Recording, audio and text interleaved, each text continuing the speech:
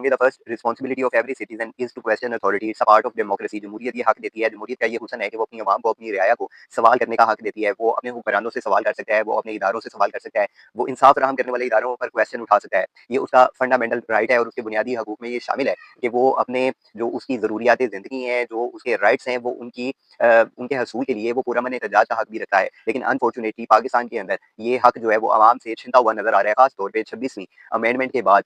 जिस तरह ये कवानीन के अंदर रद्द-ओ-बदल किया जा रहा है और जो सूरत-ए-हाल इस वक़्त नज़र आ रही है, उससे बज़ाहिर यही लग रहा है कि ये जो बुनियादी हक था जिसमें जो रियाया है उसके पास इख्तियार था कि वो अपने हुक्मरानों के ऊपर सवाल उठा सकते हैं, वो हक उनसे छिनता हुआ नज़र आ रहा है। अभी चंद रोज़ कबल हज़रत उमर फ़ारूक रज़ी अल्लाह तआला अन्हु का यौम शहादत गुज़रा और उस दिन के एतबार से हज़रत उमर रज़ी अल्लाह तआला अन्हु का जिस तरह का तर्ज़ हुक्मरानी था, उसके ऊपर बड़े लोगों ने बात की, उनके अदल व इंसाफ के मुतल्लिक बात की और उनके बारे में ये भी बताया कि वो अपनी रियाया को खुद कहते थे कि अगर मुझे कहीं अल्लाह की तालीमात से, नबी सल्लल्लाहु अलैहि वसल्लम की तालीमात से रूगर्दानी करते हुए देखो, तो मुझे इलानिया मुझसे सवाल कर सकते हो, लेकिन जब बात आती है मौजूदा दौर की, मौजूदा हुक्मरानों की, तो ये सवाल करना एक बहुत बड़ा जुर्म समझा जाता है। अभी चंद रोज़ पहले मखसूस नशिस्तों के हवाले से सुप्रीम कोर्ट ऑफ पाकिस्तान के अंदर जो केस था, उसकी समाअत चल रही थी और जो फैसला आया मखसूस नशिस्तों का, वो भी तहरीक इंसाफ के हक में नहीं आया। लेकिन जो बहस व तकरार हुई जस्टिस साहिबान के दरमियान और वकला के दरमियान वो काफ़ी लोगों के लिए जो तवज्जो का मरकज़ बनी रही, खास तौर पे जो जस्टिस मंदू खेल साहब और जो पाकिस्तान तहरीक इंसाफ के वकील हैं हामिद खान साहब, उनके दरमियान जो तकरार हुई, वो खास तौर पर लोगों की जो तवज्जो है, उसका मरकज़ बनी रही।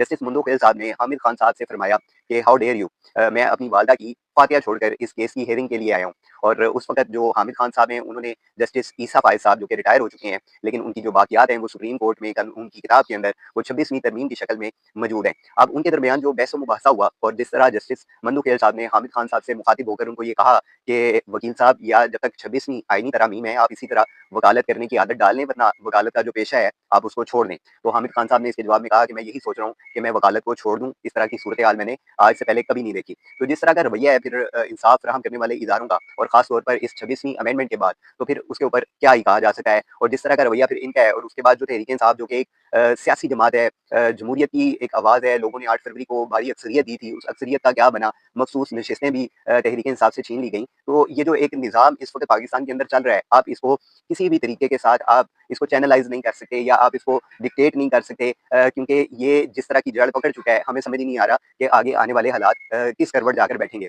और तहरीक-ए-इंसाफ की जहाँ तक बात है, तहरीक-ए-इंसाफ के जितने भी वकला थे, इमरान खान साहब के जितने भी केसेज़ थे, वो उनमें रत्ती बराबर भी अगर कहें कि उनको रिलीफ़ दिलाने में कामयाब हुए हैं, तो ऐसा बिल्कुल भी नहीं है। और जो वकला हज़रात हैं, उनकी जानिब से कोई मुअस्सर तहरीक भी 26वीं तरमीम के हवाले से सामने नहीं आई। तो जो तहरीक-ए-इंसाफ की इस वक़्त वफ़ाक की क़यादत है और मरकज़ की क़यादत है, उनको भी चाहिए कि वो अब अपने तौर तरीकों को बदलें।